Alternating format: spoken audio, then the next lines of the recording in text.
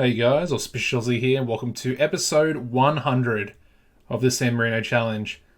100 episodes down. Well, technically it's 99, but it's labelled as episode 100. Of course, I think it was episode 46, corrupted for some reason.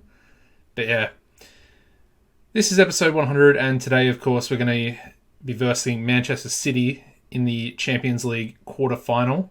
We're going to do both legs, of course, during this episode. But first things first, I just want to show you the transfers, because we did actually make a little bit of activity in the last 2 days. So, of course, we'll do the outs first. The first player that left since the last episode was Biga Cabella. He went to Fiorentina on loan, $160,000 per month for the rest of the season. He's a player that did we bring him in this season or last season? No, we brought him in this season from Anderlecht. And he's gone out on loan. As you can see, he's actually improving. So I think that's a pretty solid move. I mean, all up, we're only getting $800K from the loan deal. But he's also become a key player, or he's getting key player playing time while at Fiorentina. So I think that was a good move.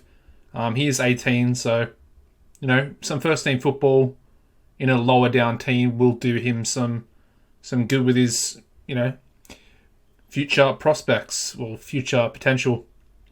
And of course, the other transfer was Jordi Rolls. He did leave for £75 million to Manchester United. As you can see, his values dropped back down to 46, which was essentially what it was at. I think it was like 42 or something around there. But yeah, we did actually verse him in the Champions League, and we'll go over that in a second. And obviously we beat Manchester United and got through to the quarterfinals. So, yeah. The only player that we actually brought in before, I think it was on the deadline day, which is the 13th, was Frank Schmadtke. He was making his return to the club. We sold him to Bayer Leverkusen. Was it this season? Yeah, it was this season. For $9.5 million, as you can see there. But we brought him back on loan because, of course, selling Sabir left us a little bit short. I mean, he's not great. It's the reason why we sold him, but there wasn't really anyone better getting in on loan, so just decided to go with a player we're pretty familiar with. Only played the one game so far, and he actually did pretty well. Got an 8.1, so fair play to him. We're only paying about 10k per week for the rest of the season while he's loaned to us. Alright, so let's go into the fixtures. We've got quite a few to go over. Of course, the previous episode was the Supercoppa final. A nice little 3-0 victory there, winning us another trophy. We then versed Pescara, and you might be wondering, why is Pescara's name sort of that purple text? And that is because we've actually got a new affiliate club. We have Pescara in Serie A as one of our affiliated clubs. So essentially we can send players on loan to Pescara, and yeah, it's just a national partnership for loans. 133k per year, a little bit more expensive than the Cesena deal, but now we have a feeder club in both Serie A and Serie B, so I think that's a pretty good move. Pescara have state-of-the-art training facilities, which is the reason why I chose them over some other teams like Perugia. I think Parma was there as well. And maybe, was it Cagliari? I can't remember, but there was about 3 or 4 teams that I could have chosen from Serie A. And we went with Pescara. I didn't actually go over the Pescara game. We beat them 3-1 away from home. Ivan opened the scoring, and then we had Michelotti score a brace. We then managed to beat Torino 2-1 at home. As you can see, we clinched it in the final minutes of the game. Miele opened the scoring, and then we had Andy Adam in the 91st minute, the first minute of stoppage time, getting us the winner there. Really good stuff. We followed it up with a cheeky little 1-0 victory over Roma. Mazzari, the only goal scorer in that one. We then battered Perugia 4-1. Gotheron Formato with a penalty.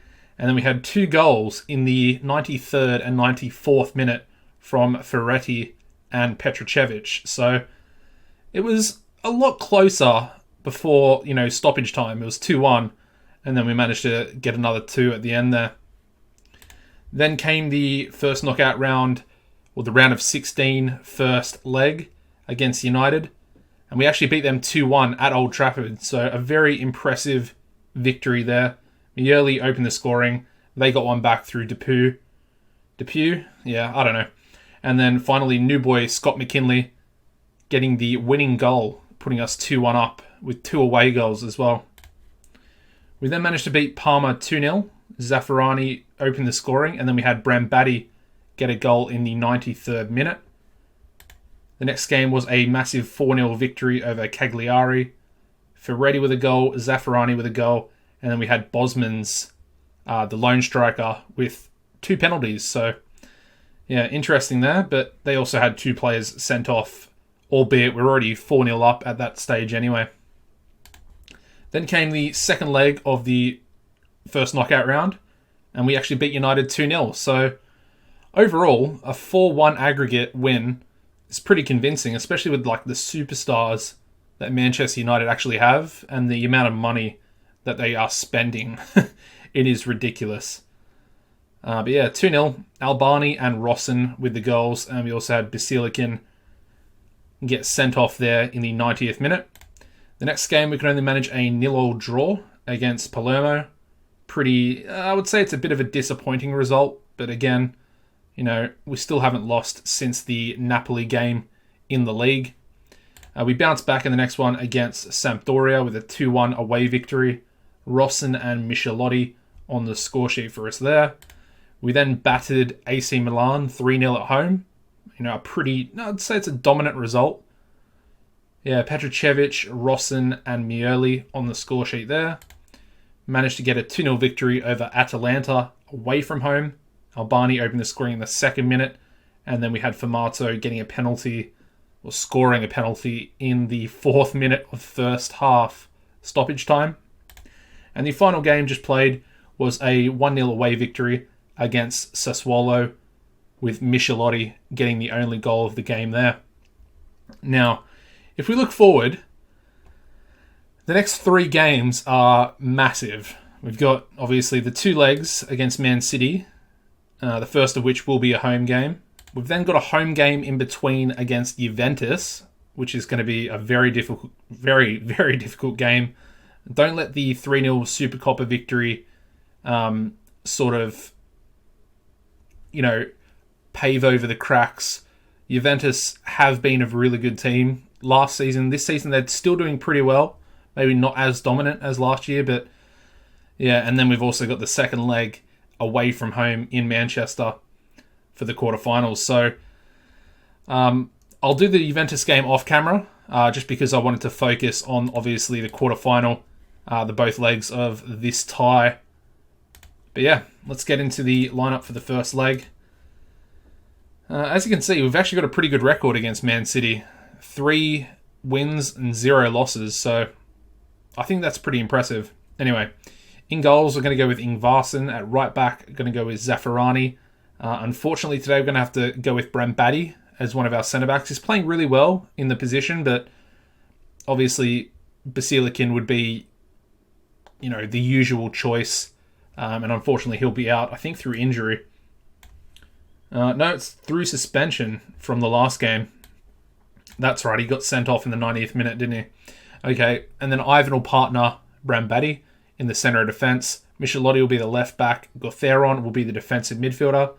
As you'd expect, Mierli and Petrocevic will be the 2 centre mids. We're going to go with Ferretti because of Rosson's suspension as well. So it's a little bit lacking in the right wing position. Ferretti's not that great. He's still only young, but I just don't really rate him anymore. He didn't really kick on from that 1 or the 2 seasons that we sort of played him a lot. I'm just not too sure about him. But he'll be starting today, and then we're going to go, obviously, with Formato on the left wing, Albani up front. As you can see here, both Albani and Formato are on 15 goals so far this season, so they're very, very integral, to the way that we're playing. And of course, then we have Mierli and Petrocevic chipping in with, a decent amount of goals from midfield as well. The bench today is going to be Sogodogo, Schmadtke, Henrique, Diallo, Novi, Andy Adam, and Scott McKinley. Let's do it. Of course, we're at home, so realistically, I would want to try and concede as least goals as possible. All right. I'm just going to say that I fully expect them to win. It's probably not going to be the best team talk I could have given. Maybe it will. We'll just have to wait and see sort of how it plays off. And Zaffarani's picked up a yellow card straight away. Can he score? No, he can't. Okay. Anyway, we'll ease him off. And we'll sort of see how he plays out the rest of the game. Because we can always bring Henrique on and then move Michelotti over to the right back position. We're playing pretty well at the moment though. 5 shots, 5 on target, none for City. And Mieli's got the opening goal there. And the assist goes to Albani. So that's a pretty good opening goal for us. And if we can keep up this sort of dominance that we have at the moment, that would be ideal. Really good goal there from Mieli. We've got a corner. Mieli crosses it in. And somehow it's gone in the back of the net. But it might be ruled out. Yeah, it is. It's going to be ruled out. That's unfortunate because that would have been a great little 2-0 first half, victory. It would have put us in a really good position going out into that second half. And we've got a couple of players on yellow cards now as well. Gotheron just picked one up at the end of the half. So we'll have to ease him off as well. And not click that. Alright, ease him off. There we go. And Man City have had their first shot on target as well. Their goalkeeper's playing pretty well. He's on a 7.1 at the moment. As Formato picks up a yellow card. Alrighty, is there anyone out there that's not really performing? Ferretti, but again, we don't really have anyone to actually bring on. So I guess we'll just leave it at the moment. Yeah.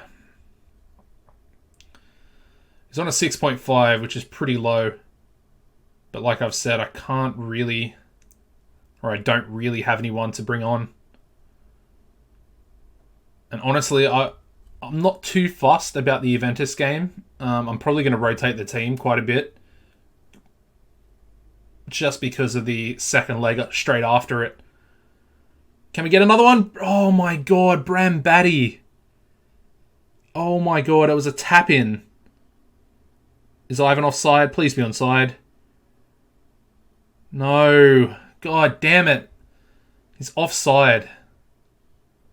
We could have been 3-0 up just then at the end of the game. That's super unfortunate. That should be full time there for the first leg. You got to say, the 1-0 victory doesn't actually look that impressive. Ferretti had a 0% completion rate for his crosses. That is... Oh my god. We need Rossen. We need Rossen back. That's 100% sure. As you can see, only 2 days between each game. So that's a little bit worrying. Anyway, I'm going to play the Juventus game off camera and I will join you back for the second leg of the quarterfinal. Alright, so we've got the one game to go over. As you can see, we managed to beat Juventus 3-1. A pretty impressive victory, if I'm being honest. And it was basically a second string team throughout the whole team except for maybe Basilican. Yeah, Basilican and Ingvarsen.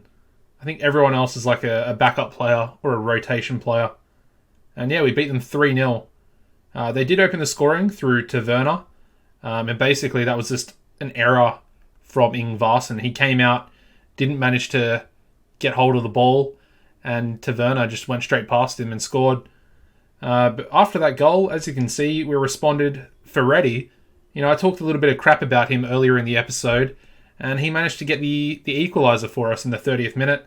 We then had Andy Adam in the 34th minute get us ahead 2-1, and then finally Bram Batty with a free kick getting us up to 3-1 and taking a pretty impressive victory considering it was that second string team. Anyway, let's get into the lineup for this second leg. Basically, there's no real changes from the lineup that faced City in the first leg, apart from Rossen coming back in.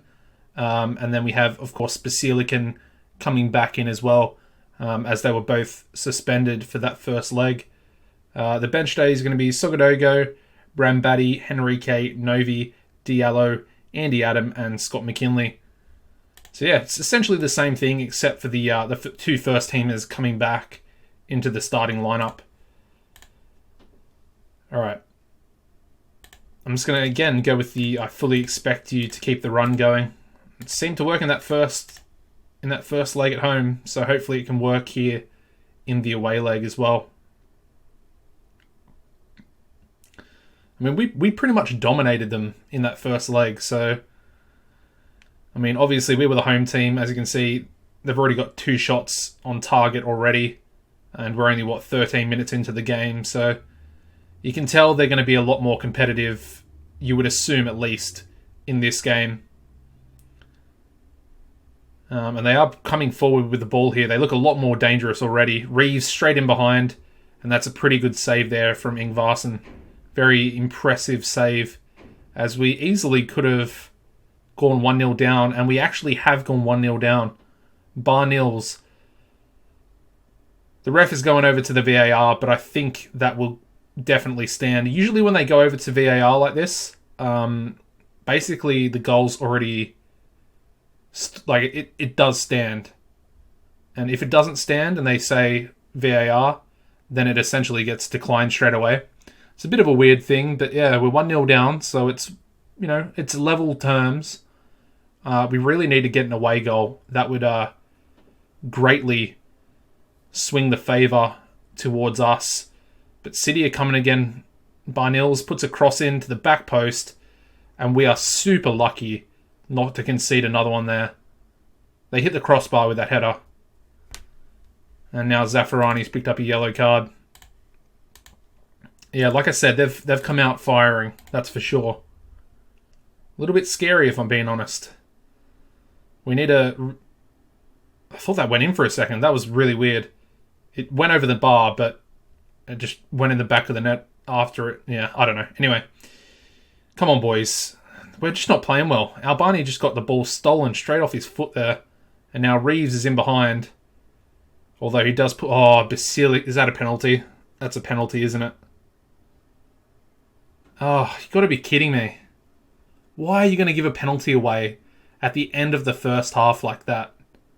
It's probably inexperience. He's only, 17 at the moment? Oh, but that is so frustrating. Please be a free kick. Yes! Oh, that is so lucky. That is so lucky. And, next minute they actually score from the free kick. That'd be dreadful, but that's a lifeline. And the referee's jogging so slowly to give Basilican a yellow card, potentially. Oh, it's just a warning. All that time, just for a warning. I'd rather him pick up a yellow. Anyway, they hit the wall, so it doesn't go in. And that's a pretty poor cross from their player. Oh, this is going to be another highlight before the end of the half. That's interesting. I was, essentially going to call the first half over there. But we are coming forward ourselves. Really good ball out to Rossen. Can't get a good cross in, unfortunately. Theron, Petrovic, Zaffarani. Albani gets in there. 16th goal of the season. Zaffarani with the assist, and we needed that. Man, it was doom and gloom with that potential penalty decision, and then we got the other end and score straight after it. Super lucky that was a free kick and not a penalty. I'm going to say I'm not happy because, Michelotti's on a 6.2 at the moment. He's getting ripped up. And that's... Well, I was going to say that's Barnill's side, but it's actually Pereira's side. All right, come on, boys. We're in front at the moment, 2-1 on aggregate. They need to score 2 goals to knock us out. So we do have the advantage at the moment, and that's exactly what I like to see. We needed that away goal. That was so big. So big from Albani. All right, we're going to make a couple of subs here. Famato's just picked up a yellow card. He's not playing well, so I think we'll bring... Let's do it. Andy Adam, welcome to the Champions League. And then I think Henrique can come on for Michelotti, who's on a 6. He finished the game, well, substituted on a 6 match rating as Ingvarsen manages to grab their free kick out of the air there. Come on, boys. Can we get one more? Really solidify the win. Out wide to Rosson. Plays inside Petrocevic, Gutheron, Mioli, Albani. It's a really poor ball from Albani. He really could have put Andy Adam in there, and he literally just passed it to the defender. Mioli hits the crossbar or the post, either one of the two. Damn it. Such a good opportunity there. It was a nice little move from us as well. Alright, come on, boys. Hold on. City are playing with it outside our box. Played out wide. Pereira, he's a good player. Damn it! He scores, but that is offside, I guess. He was just offside. Again, another lifeline. We seem to be, getting out of trouble from the referee. Be pretty pissed off if I was a Man City fan. Oh, that's a great tackle from their player. Barnill's just skinned his man. Ronaldo. 2-1. Okay. 2-2 on aggregate. They need to score one more goal. And we've got 10 minutes left. Alright, let's make another sub. I've got to do something. I've got to waste a bit of time. I mean, Ivan's playing dreadfully. Let's take him off. Brambati can come on. He's been playing really well. I think he got like an 8.3 last game. Come on, boys. Finish it out strong. Alright, 30 seconds left. Don't concede, boys. Come on. Oh, we've given the ball away. Why would you do that? 15 seconds. Don't do it to me. Oh, Brambati. Clear it. Clear it. Get rid. Albani's breaking forward. Out wide to Rosson. Can he cross it? Yes, he can. Andy Adam. Oh. We nearly scored at the end there. Anyway, full time. Man City win this leg, but we win overall on aggregate. We're going into the semi-finals. Oh man, that was a scary result. Honestly, that was a bit all over the place. Especially the first 30 minutes, 40 minutes. We looked dreadful. Absolutely dreadful out there.